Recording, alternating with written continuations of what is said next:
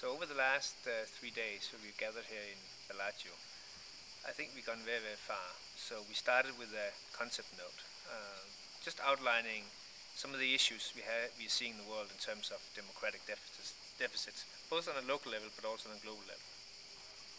And we're trying to figure out, are there applications today, are there movements today that can come in and close the gap in a collective format or maybe in an integrated format.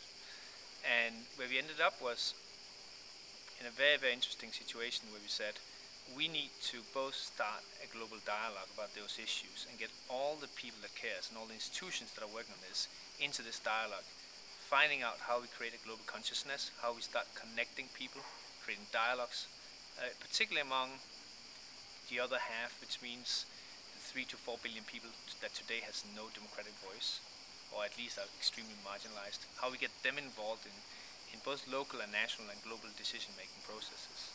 But then also on the other hand, how can we start ensuring that the interface between the civic society and the international and national and local government processes is becoming much more effective.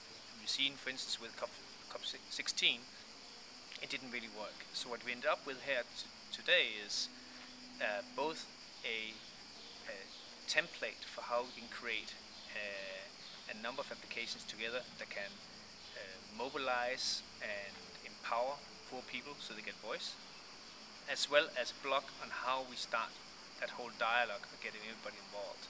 And I think what we succeeded with was having 23 people in the room that have very different perspectives on these things, very different experiences. All continents were represented, and we got to an agreement about how to move forward. And I think that is a major breakthrough.